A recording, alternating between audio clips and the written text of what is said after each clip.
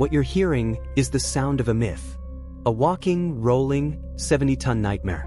In the spring of 1945, for any Allied soldier on the Western Front, this sound, the deep-throated growl of a Maybach V12 and the grinding of interleaved road wheels, was the soundtrack of pure dread.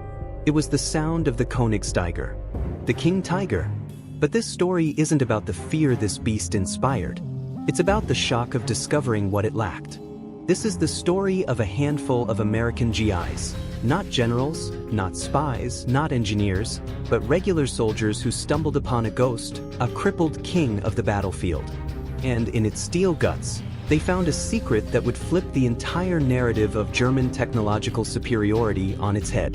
A secret so profound, so simple, it was almost laughable. They found nothing.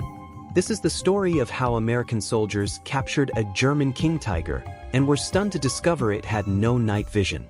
This is a story of triumph born from Axis underestimation. Strap in. To understand the sheer magnitude of this find, you have to understand the legend. By 1944, the German war machine, though bleeding, was still producing what we'd call today wonder weapons. The Tiger II, the King Tiger, was the ultimate expression of this philosophy. It wasn't just a tank, it was a mobile fortress. Let's paint a picture. Imagine you're a young gunner in a Sherman tank. Your world is 33 tons of riveted steel. Your main gun, a 75mm, is a good weapon. You're confident. Then, through your binoculars, you see it. A silhouette that's all wrong. It's huge, slab-sided, with a long, terrifyingly slender barrel protruding from its massive turret. Your Sherman suddenly feels like a tin can. The numbers are staggering. The King Tiger's frontal armor was over 180mm thick, virtually impenetrable to your Sherman from the front at any reasonable combat range. Its gun, the KWK-43, an 88mm monster, could punch through your Sherman's armor from over 2 miles away. 2 miles. You'd be dead before you even knew it was there. It was like bringing a knife to a gunfight, only to discover the other guy brought a cannon. The Germans knew this. They cultivated the myth. The Tiger, and especially the King Tiger, was a psychological weapon. Its reputation often preceded it, causing entire Allied units to hesitate, to reroute, to call in every air strike and artillery battery they had just to deal with a single vehicle. It was the bogeyman. It was Goliath. And the American GIs, in their Ronsons, nicknamed for their unfortunate tendency to ignite, were the Davids. But David had to get incredibly clever with that sling. Our story crystallizes in the chaotic, muddy landscape of late March, 1945. The war in Europe has mere weeks left, but the fighting is some of the most bitter and desperate. The German army is in retreat, but it's a fighting retreat, a cornered animal lashing out with everything it has left. And in its arsenal, it still has a few of these legendary beasts. We focus now on a single unit, elements of the 10th Armored Infantry Battalion, part of the U.S. 4th Armored Division, Patton Spearhead. These men are veterans. They've seen the horrors of the Bulge, they've fought through the Hurtgen Forest. They are tired, gritty, and they have no more illusions about war being a glorious adventure. They've learned the hard way that survival depends on 3 things: luck, aggression, and using your head. One of these men is Sergeant Jackie Reynolds, a squad leader from Chicago. Picture him, mid-20s, but his eyes look a decade older. He's got a perpetual layer of grime on his face, and he smokes Lucky Strikes like they're going out of style. He's pragmatic, tough, and has a dry sense of humor that his men rely on. His best friend is Corporal Leo, the Professor, Finney, a lanky kid from Ohio who was in pre-med before he got drafted. Leo's the curious one, the tinkerer. He's the guy who could get a captured German radio working just to listen to their music, or figure out how to hotwire a civilian car for a joyride during a rare moment of respite. Their company is pushing through a wooded area near the town of Kassel. The air is cold and damp, the ground a quagmire. They've been hearing reports all morning of a King Tiger operating in the sector. It's already knocked out 2 Shermans from another company, leaving them as burning husks on the roadside, a grim warning to anyone who advanced. Sergeant Reynolds' squad is moving on foot, flanking the main armored column, their boots sucking in the mud. The air is tense. Every shadow in the forest looks like a tank. Every sound is the start of an engine. You get a feeling in your gut, you know? Like the air itself gets heavy. We'd been hearing that diesel monster for hours, off and on. It was like a whale song, this deep, lonely sound. You knew it was out there, hunting. And you knew if it found you first, that was it. Game over. Then they see it. Through a break in the trees, in a small farmer's field, sits the myth itself. A king tiger. But it's still silent. Its massive turret is traversed to the side, its long gun pointing uselessly into the woods. There's no smoke, no fire. It just sits there, abandoned. It was like stumbling upon a sleeping dragon. You've spent your entire war being terrified of this thing, reading intelligence bulletins about it, seeing the wreckage it left behind. And there it was, just sitting. It was the most beautiful and terrifying thing I'd ever seen. I immediately wanted to take it apart. Cautiously, with weapons raised, the squad approaches. The tank is a monster up close. The mud on its skirts is caked a foot thick. There are glancing scars from shells that failed to penetrate its hide. The crew hatch is open, swinging slightly in the wind. The Germans had bugged out in a hurry. Maybe they ran out of fuel. Maybe they had a mechanical breakdown. A common ailment for the complex, over-engineered King Tiger. Its immense weight made it a gas guzzler and a mechanical nightmare. Reynolds posts his men in a perimeter. This is a prime target. The Germans might try to come back for it, or at least deny it to the Americans by shelling its position. But for now, it's theirs. My first thought was, right, we bagged ourselves a big one. My second thought was, now what? We couldn't drive the damn thing. None of us knew how. So we did the next best thing. We decided to poke around. Leo was already halfway up the hull, grinning like a kid on Christmas morning. What follows is one of the most surreal moments of the war for these men. They are now inside the belly of the beast. The interior smells of oil, cordite, sweat, and stale sausage. It's cramped, dark, and surprisingly cluttered. There are spent shell casings, personal effects, and technical manuals written in a Gothic, impenetrable script. Corporal Finney, the professor, is in his element. He's at the commander's station, running his hands over the optics, the fire control dials. He's muttering to himself. The engineering was breathtaking. The quality of the steel, the precision of the optics. The gun sight was a work of art.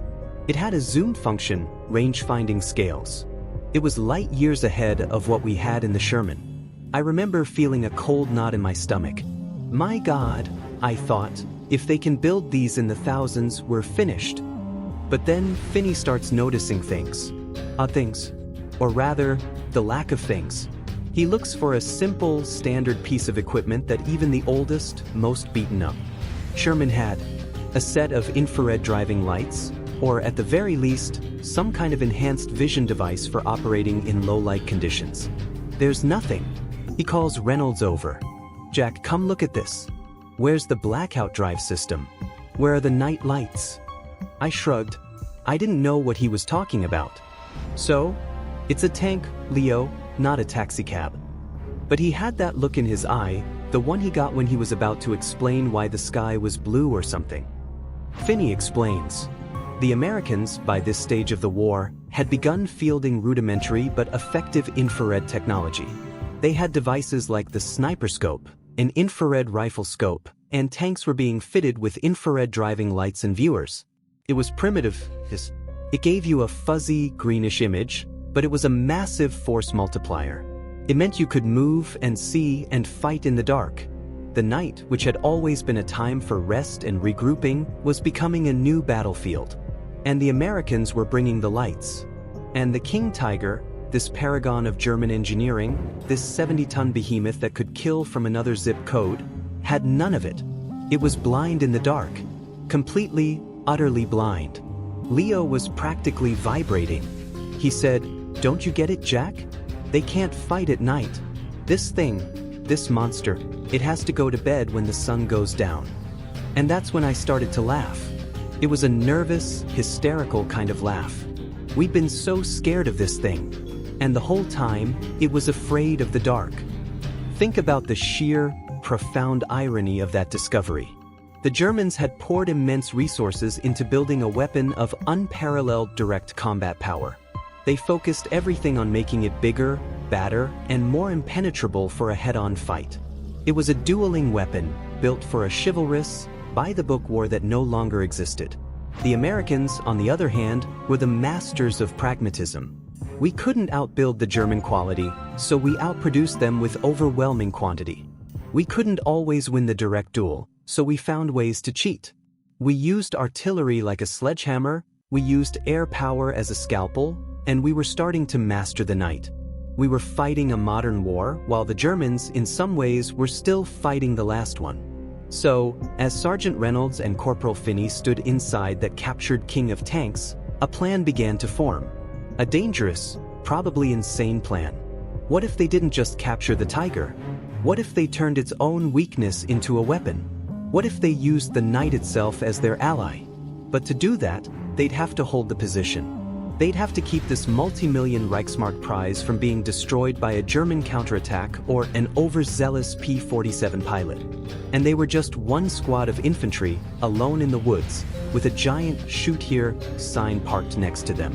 The Germans wanted their king back, and they were starting to call. A king tiger, blind in the dark. It sounds like a punchline, doesn't it? The ultimate war machine, rendered helpless by the setting of the sun. But for Sergeant Reynolds and his men, it was no joke. It was a lifeline. And as German artillery began to walk closer to their position, that lifeline was the only thing they had to hold on to. To really grasp the significance of this discovery, we need to take a quick detour into the American approach to night fighting. While the Germans were perfecting their Wunderwaffe, their wonder weapons, American engineers were focused on what we might call practical magic. Enter the T-120 infrared equipment. This wasn't some sci-fi ray gun. It was brilliantly simple. A tank, like an M4 Sherman, would be fitted with a powerful infrared spotlight next to its main gun. This light was invisible to the naked eye. But the tank commander and the gunner would have viewers, essentially early night vision scopes, that would convert that infrared light into a visible, greenish image. Imagine it, a column of Shermans rolling through a pitch-black forest. To the Germans hiding in the treeline, it's utter blackness. Silence, then the roar of engines and the sudden, terrifying eruption of cannon and machine gun fire from an enemy they can't even see. It was ghostly. It was witchcraft. We trained with it a bit back in England. It was spooky. The world looked like a negative of a photograph, all glowing greens and deep blacks. You could see a man hiding in a bush from 300 yards away. He'd have no idea you were even looking at him. It was the ultimate unfair advantage. This technology wasn't widespread, but it was in the field. It was a testament to the American industrial and innovative spirit. Find a problem and engineer a practical, if imperfect, solution. Don't wait for the perfect weapon. Make the weapon you have better. This was the philosophy that gave us the mass-produced Liberty ships, the rugged P-47 Thunderbolt, and the humble, reliable Sherman tank. It was a philosophy of adaptation. Back in that muddy field near Kassel, adaptation was the name of the game. The first German artillery shell was a ranging shot. The second was closer, kicking up a geyser of dirt and shrapnel 50 yards from the immobilized King Tiger. That got our attention real quick. We were sitting ducks. That Tiger was the biggest target in the entire sector. We had to get word back to command, let them know what we had and that we needed support, fast. Reynolds sends his runner, a kid from Brooklyn named Private Morelli, sprinting back through the woods to find the company command post. It's a dangerous run, through uncertain territory. The rest of the squad digs in. They use the King Tiger itself as the anchor of their perimeter. It's the ultimate foxhole. For the next hour, it's a nerve-shredding game of cat and mouse. German patrols, likely the tank's original crew or the local infantry units sent to recover or destroy it, begin to probe their position. A burst of MG-42 fire rips through the leaves overhead. The sharp crack of a Mauser rifle echoes. Inside the Tiger, Corporal Finney is having the time of his life, oblivious to the danger. He's like a kid who's been given the keys to the world's most dangerous toy. He's figured out how to traverse the turret using the manual override. He's loading the coaxial MG-34 machine gun with a belt of German ammunition he found. The manual controls were stiff, but manageable. I remember thinking, if we can't fire the main gun, at least we can give them a scare with this. The MG-34 was a beautiful piece of machinery, a buzzsaw. I got it loaded and charged, just in case. Meanwhile, Sergeant Reynolds is on the radio, his voice a low, tense crackle. He's managed to get through to a forward artillery observer. Kingfish Actual, this is Hound Dog 2. We have a situation. We are in possession of one. I repeat, one enemy Tiger 2, disabled but intact. Coordinates. Enemy infantry in the tree line, estimate platoon strength. We are pinned. Request immediate smoke, then he on my mark. Over. The response is affirmative. Support is on the way. But it will take time. The sun is beginning to dip below the horizon, casting long, deep shadows across the field. The sky is turning a bruised purple. Night is coming, and with it, their salvation or their doom. As darkness falls, the nature of the fight changes. The German probing attacks become more hesitant. Without the cover of darkness for their own movement, they are exposed. The Americans, however, feel a strange sense of empowerment. The playing field is leveling. Then they hear it, a new sound cutting through the night. Not the high-revving scream of a German half-track, but the deeper, throatier rumble of an American tank. A single Sherman, its engine groaning under the strain, emerges from the tree line on the American side. But there's something odd about it. Mounted next to its main gun is a bulky, box-like attachment. An infrared spotlight. I never thought I'd be so happy to see a Sherman, Reynolds would later say. But this one was special. It was our knight in not-so-shining armor, and it brought its own magic lantern. The Sherman crunches to a halt, its turret traversing to cover the German-held tree line. The hatch opens and a lanky figure pops out, waving. It's Morelli, the runner. He'd not only found command, he'd found the one unit in the area experimenting with the new night fighting gear and guided them right to the spot. The commander of the Sherman, a lieutenant named Connors, confers with Reynolds. The plan is simple, audacious, and hinges entirely on the German blind spot. They will use the Sherman's infrared to act as the eyes for the entire position. They will illuminate the battlefield, invisible to the Germans, and direct the fire of every weapon they have. Corporal Finney, from his perch in the King Tiger's cupola, is the key. Using the tank's superior optics, he can see the German positions clearly in the ghostly green light projected by the Sherman. He can't fire the main gun, but he can talk to the Sherman on a field phone they've rigged up. "All right, Professor," Reynolds says, handing him the receiver. "You're our spotter. You see something, you sing out." What happens next is a masterclass in tactical improvisation. The night erupts. Finney, peering through the darkness with his borrowed sight, calls out targets. Connors, Travers left, 10 degrees. See that clump of bushes at 200 yards? There's a machine gun nest there. 2 men. A moment's pause, then the Sherman's 75mm barks once. The bush explodes in a flash of orange, silent in the infrared viewer but devastatingly real. Good hit. Good hit. Now, right, further right, near the fallen tree. Infantry squad digging in. The Sherman's coaxial machine gun opens up, tracers, invisible to the naked German eye, stitching a deadly line through the darkness, guided by Finney's calm, academic directions. It's surreal. An American corporal, sitting in the commander's seat of the most powerful German tank ever built, directing the fire of an American Sherman to kill the very soldiers sent to rescue his prize. The Germans are completely bewildered. They return fire, but it's blind, frantic. Muzzle flashes spark in the blackness, giving away their positions, which Finney immediately relays. They have no idea where the deadly accurate American fire is coming from. To them, it must seem like the night itself has come to life, hunting them. For over an hour, this bizarre duel continues. The single, technologically augmented Sherman and a squad of infantry, guided by a man in a King Tiger, hold off a force 3 times their size. The American advantage is total. The Germans' technological marvel, their King Tiger, sits useless, a monument to a flawed philosophy, while American pragmatism and ingenuity win the night. Just before dawn, the German attacks cease. The sound of engines starting up and retreating echoes through the woods. They've had enough. They've been beaten by a ghost. As the first rays of sun cut through the morning mist, the field is revealed. The scarred earth, the shattered trees, the still smoking remnants of the German positions. And in the center of it all, the King Tiger, silent and immense, now truly captured. Lieutenant Connors climbs down from his Sherman, walking over to Reynolds and a soot-smudged, exhausted, but grinning Corporal Finney. "Hell of a night, Sergeant," Connors says, looking up at the captured beast. "I hear you found the chink in its armor." Reynolds laughs, lighting a lucky strike. "Wasn't a chink, Lieutenant. It was a damn blackout curtain. They forgot to install the nightlights." But the story of this particular King Tiger isn't over. Not by a long shot. The intelligence boys are going to be very, very interested in this prize.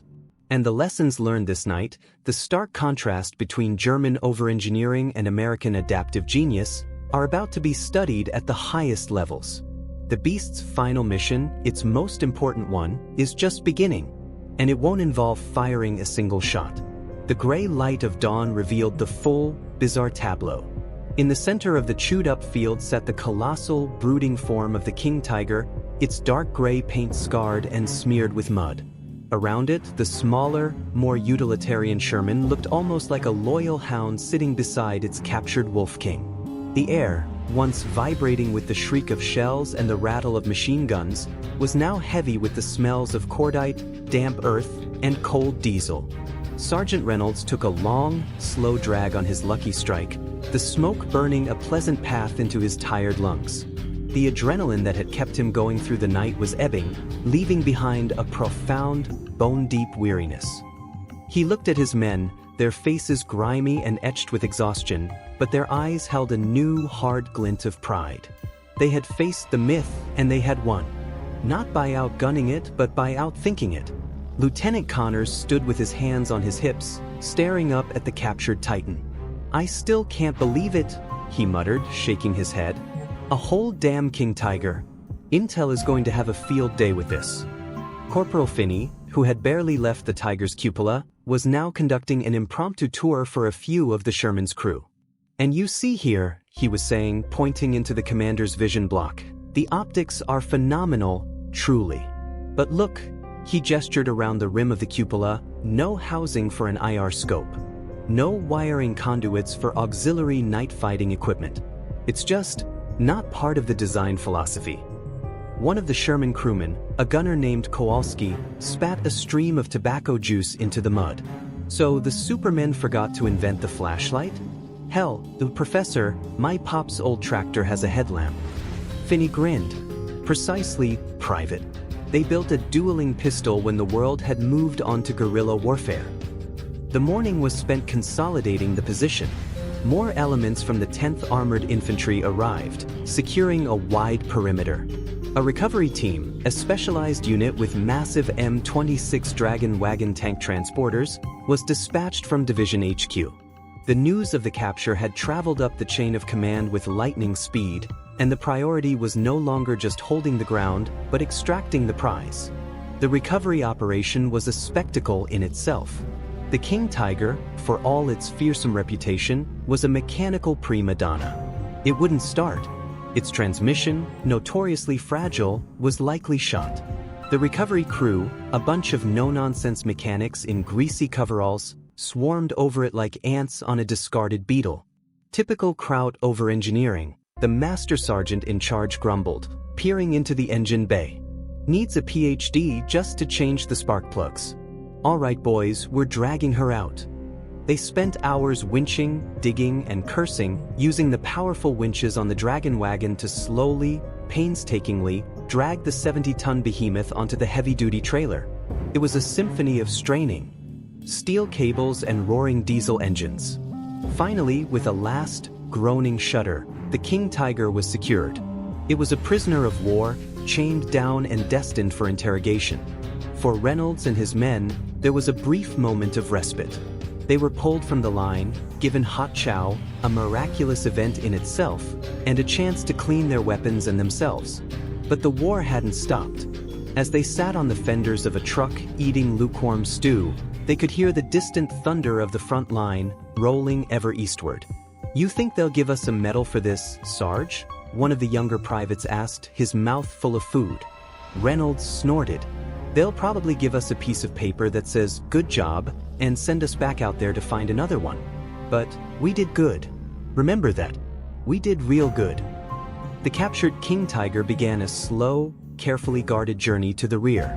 Its destination was a secret facility, one of several tiger farms, or zoos, set up by Allied intelligence to examine and evaluate captured German equipment. This one was located in a requisitioned factory complex in France, far from the reach of prowling German aircraft. The journey was an event in every town and village it passed through. French civilians lined the roads, staring in silent awe or cheering, shaking their fists at the captured monster. For them, it was a tangible symbol of the collapsing Reich, a rolling testament to their liberation. GIs from other units would stop and gawk, taking pictures, their expressions a mix of reverence and morbid curiosity. When it finally arrived at the assessment facility, it was met by a team of men who were a different kind of soldier altogether. These were the engineers and intelligence analysts of the Combined Intelligence Objectives Subcommittee. They were the brainiacs, the men who would take the beast apart neuron by neuron to understand the mind that built it. The head of the team was a British officer, Major Alistair Finch, a man with a crisp accent and an intellect as sharp as a razor. He was a mechanical engineer from Cambridge before the war. His American counterpart was Captain John Sheridan, a pragmatic automotive engineer from Detroit. Their dynamic mirrored the broader Allied partnership. Finch circled the Tiger, a look of clinical admiration on his face. "Magnificent," he murmured, running a hand over the welded armor plate. "The quality of the machining is superb. Look at the weld seams, John. Absolutely first-rate." Sheridan knocked on the armor with his knuckles. "It's a Rolls-Royce, Alistair, I'll give you that. But a Rolls-Royce with a gas tank the size of a thimble and a transmission made of glass. How many of these did they actually get to the front before they broke down? We build Shermans by the tens of thousands. This is a boutique item, a museum piece. And that," Finch said, tapping his clipboard, "is precisely what we are here to determine. Is it a war-winning weapon or a catastrophic misallocation of resources?" The dissection began. 4 days, the team swarmed over the tank, their work illuminated by the harsh lights of the factory. They measured armor thickness, took samples of the steel, stripped down the mighty Maybach engine, and pored over every inch of the fire control system. They were like surgeons performing an autopsy on a fallen giant. It was during this deep analysis that Corporal Finney's initial, gut-level observation was confirmed and codified into a formal intelligence report. Captain Sheridan himself climbed into the commander's position, his Detroit-honed eyes scanning for the systems he took for granted. "Nothing," he said, his voice echoing in the empty hull.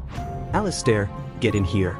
There is no provision for any form of blackout driving or night fighting. No filters for the headlamps, no mounts for auxiliary lights, no wiring for any kind of enhanced vision device. It's completely blind the second the sun goes down." Finch joined him, his brow furrowed. "It's a conscious design choice, John. Every kilogram, every centimeter, was dedicated to making it the ultimate daylight duelist. Armor, gun, optics. They saw the tank as a knight, not a commando." Sheridan laughed, a short, sharp bark. "A knight? In 1945? That's like building the world's best cavalry charge to counter a machine gun. It's not just a flaw, Alistair, it's a philosophical failure." The report they compiled was damning.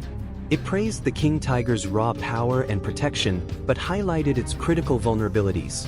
Its staggering fuel consumption, its poor strategic mobility, its mechanical unreliability, and most tellingly, its complete lack of night fighting capability. The conclusion was clear. The King Tiger was a tactical terror but a strategic dud. It looked invincible on a spec sheet, but it was ill-suited for the brutal, fluid 24-hour reality of modern warfare. This report, along with others from similar captures, filtered up to the highest levels of Allied command. It influenced tactical doctrine, teaching Sherman crews that the night was their friend, that they could use mobility and numbers to circumvent these static monsters. It also provided invaluable intelligence for future tank design, lessons that would be studied for decades to come. But the story of this particular King Tiger had one final, ironic chapter. After it was thoroughly examined, it wasn't scrapped. Instead, it was shipped to the United States, to the Aberdeen Proving Ground in Maryland. There, it became a live-fire target. American engineers and gunners tested every weapon in their arsenal against it. They fired 76mm guns from the new M18 Hellcat and the Upgun Sherman. They hit it with bazookas, fired artillery airbursts over it, and even tested the early shape-charge rounds. They were systematically figuring out how to kill the myth, using the captured beast itself as the teacher. The data from these tests was invaluable. It proved that while the frontal armor was indeed nearly impervious, the sides and rear were vulnerable. It showed that tracks could be broken, that the massive turret could be jammed with a well-placed hit. They were demystifying the monster, turning it from a spectral terror into a collection of solvable engineering problems.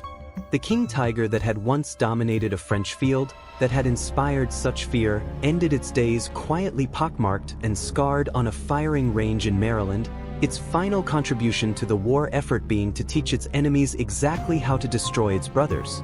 Back with the 4th Armored, the war moved on. Reynolds, Finney, and the rest of the squad were back in the grind, pushing deeper into Germany. But something had changed. The sight of a burning Sherman no longer filled them with the same cold dread. They had looked the Goliath in the eye, and they had seen that for all its size and strength, it had a glass jaw. A week after the capture, they were supporting a push into a small industrial town. It was late afternoon, and the light was starting to fail. They heard the familiar, dreaded rumble.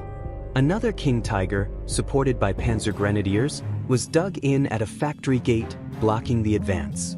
American tanks were pulling back, seeking cover.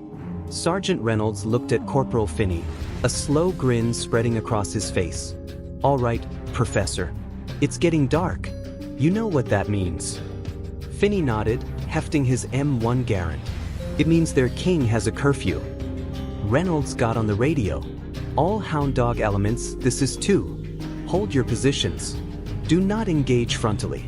I repeat, do not engage. Let the sun do the work. We'll hit them after dark." As twilight deepened into night, the American line grew quiet. The King Tiger fired a few desultory rounds, but without targets, it fell silent. The German infantry, sensing the shift, grew nervous. The darkness, which should have been their cover, now felt like a shroud. Then, from a different direction, came the sound Reynolds had been waiting for. The rumble of not one, but several tanks. A platoon of Shermans, fitted with the T-120 infrared equipment, had arrived. Their invisible spotlights swept the German positions. The night erupted once more. But this time, it wasn't a desperate defense. It was a coordinated, ruthless attack. The Shermans, invisible and all-seeing, methodically dismantled the German position. The infantry, illuminated in the ghostly green light, were cut down. The King Tiger, blind and helpless, was hit repeatedly on its flanks and rear by tanks it could not see. It brewed up, its ammunition cooking off in a spectacular fireworks display that lit up the night sky for a brief, violent moment. Sergeant Reynolds watched the burning hulk, the flames reflecting in his tired eyes. He thought of the captured Tiger, now teaching its lessons back in America. He thought of the irony, the hubris, the fatal flaw. He turned to his men. "See? They never learn. They build a bigger monster, but they forget to give it night eyes. We don't build monsters, boys. We build solutions." He lit another lucky strike, the flare of the match a tiny, fleeting star in the vast, dark expanse of the European night. The war wasn't over, but a corner had been turned. The myth of invincibility had been shattered, not by a bigger gun, but by a better idea. And in the end, That was a triumph that no amount of German steel could ever overcome. The burning King Tiger lit up the German town like a grotesque carnival. Secondary explosions popped and fizzed inside its hull, each one sending a fresh shower of sparks into the night sky. The smell was unforgettable: acrid smoke, burning oil, and something darker, more organic. The Panzer Grenadiers, their anchor gone, their knights stolen from them, broke and ran, melting into the shattered ruins of the factory. The Shermans, their infrared eyes still scanning, hunted them methodically. It wasn't a battle anymore. It was a mopping-up operation. Sergeant Reynolds took a final drag on his cigarette and flicked the butt into a puddle where it died with a hiss. The sound felt like punctuation, an end to a chapter that had started days ago in a muddy field. "All right, let's move up," he said, his voice hoarse but firm. "Finney, you're on point. Keep your eyes peeled for stragglers." Corporal Finney, for once, wasn't grinning. The theoretical joy of discovery had been replaced by the grim, practical reality of its application. He just helped kill a dozen men and destroy a machine he held a strange, academic reverence for. He moved forward, his rifle held tight, his eyes scanning the dancing shadows cast by the burning tank. They cleared the factory yard, stepping over the debris of the short, brutal fight. The power of the moment wasn't lost on any of them. They had just witnessed the complete and total negation of a weapon that, just months ago, would have required an entire battalion and a squadron of fighter bombers to dislodge. They had done it with the setting sun and a few clever gadgets. The following days were a blur of movement. The 4th Armored was unleashed, Patton's ghosts, driving deep into the heart of Germany. The resistance was sporadic, sometimes fanatical, often collapsing into chaos. And again, the pattern they had discovered with their captured King Tiger repeated itself. They would encounter a strong point, a bridge, a crossroads, a village, held by a panther, a jagdpanther, or, on one nerve-shredding occasion, another King Tiger. The American columns would halt, the lead elements would take casualties, and the familiar, chilling ritual would begin. The call would go out for the night fighters. And as dusk fell, the balance of power would irrevocably shift. The GIs started calling it, putting the supermen to bed. It became a standard part of their tactical playbook. They learned to probe, to identify the threat, and then to simply wait for darkness. The psychological impact on the Germans was as devastating as the physical destruction. To be the master of the battlefield one moment, and then, as the light faded, to be rendered blind and helpless, waiting for death from an invisible enemy, was a special kind of hell. It bred a deep, corrosive paranoia. Reynolds' squad became something of a celebrity unit within their battalion. Not that anyone got a medal or a parade. The war was moving too fast for that. But officers would stop by, asking Reynolds and Finney to explain what they'd seen, how it worked. They were the men who had touched the myth and found it hollow. During a brief lull, holed up in the cellar of a looted bakery, Finney tried to put it into words for the rest of the squad. "It's like they were building the perfect cathedral," he said, gesturing with a piece of black bread.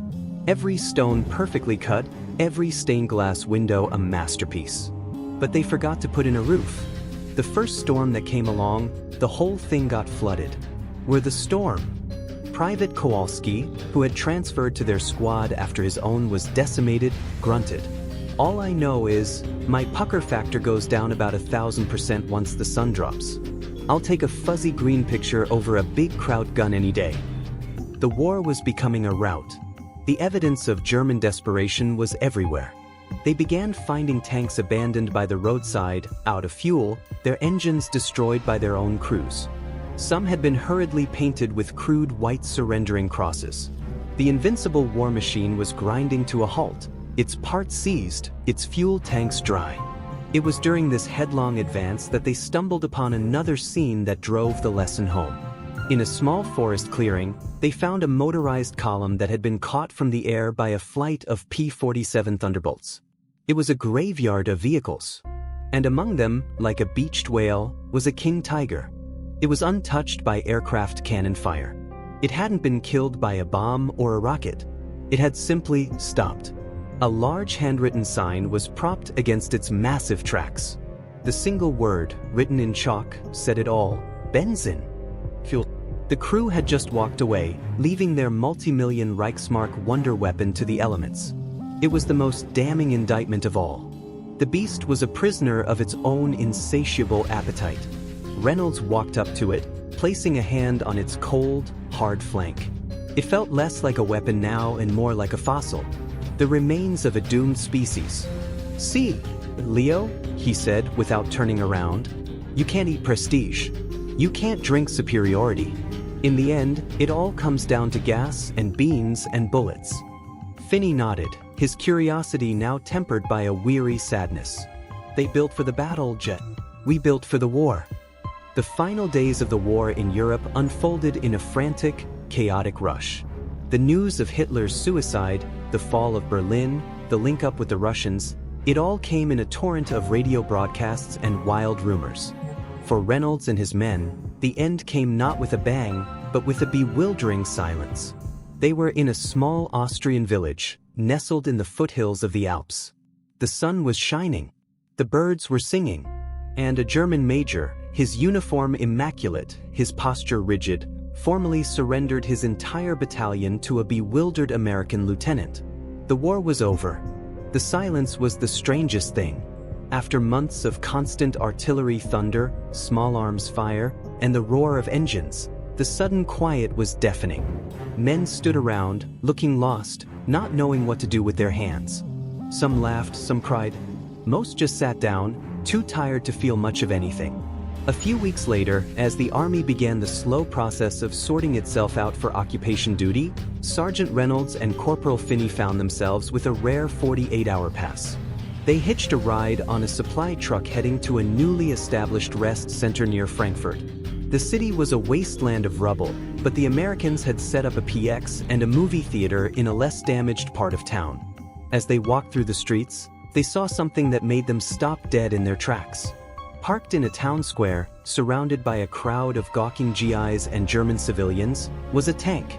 It was a King Tiger. Its paint was fresh, its markings clear.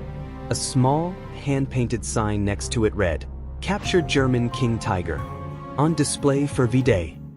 It was their tank, or at least one just like it. The one they had captured, the one that had started it all. They walked over, a strange sense of déjà vu washing over them.